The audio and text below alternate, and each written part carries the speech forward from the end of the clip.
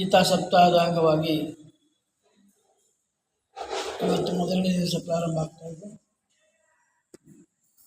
ಎಲ್ಲ ನಮ್ಮ ಮಾತೆಯರು 5 ವರ್ಷದಿಂದ ಗೀತಾ ಸಪ್ತಾಹವನ್ನು ಆಚರಿಸ್ತಾರೆ. 31 ವರ್ಷ ಅನೇಕ ಸಂಘಗಳು ಸಂಸ್ಥೆಗಳು ಆಚರಣೆ ಮಾಡ್ತವೆ. ಇಲ್ಲಿ ಅಂಥ ವಿಶೇಷ ಏನಿಲ್ಲ.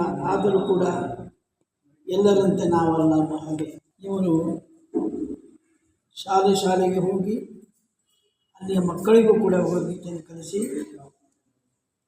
ಆ ಮೂಲಕವಾಗಿ ಸ್ಪರ್ಧೆಗಳನ್ನು ಏರ್ಪಡಿಸಿ ಬಹುಮಾನ ವಿತರಣೆ ಮಾಡಿ ಇಷ್ಟು ಕಾರ್ಯಗಳನ್ನು 3 ದಿನ ಮುಂಚಿನಿಂದ ಮಾಡ್ತಾರೆ. ಈ ಗೀತಾ ಸಪ್ತಾಹದ ಅಂಗವಾಗಿ ಇವತ್ತು ಸೇರಿದ್ದು.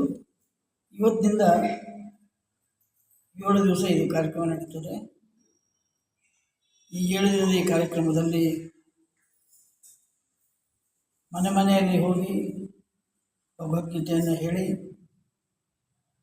ಮತ್ತೆ ಇನ್ನೇನು ಮಾಡ್ತಾರೆ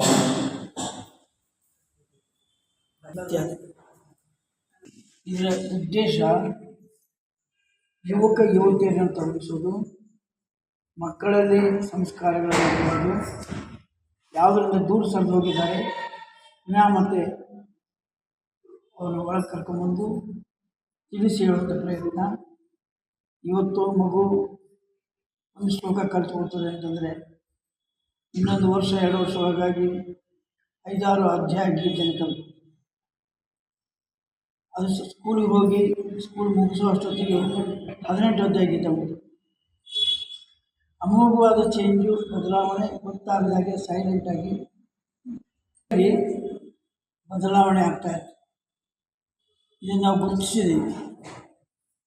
ಯಾವ ಪಠ್ಯಕ್ರಮದಲ್ಲಿ ಕೂಡ ಈ ಬದಲಾವಣೆಯನ್ನು ತರಲಿಕ್ಕೆ ಸಾಧ್ಯ ಅಂಥ ಬದಲಾವಣೆಯನ್ನು ನಾವು ತರ್ತಾ ಇದ್ದೇವೆ.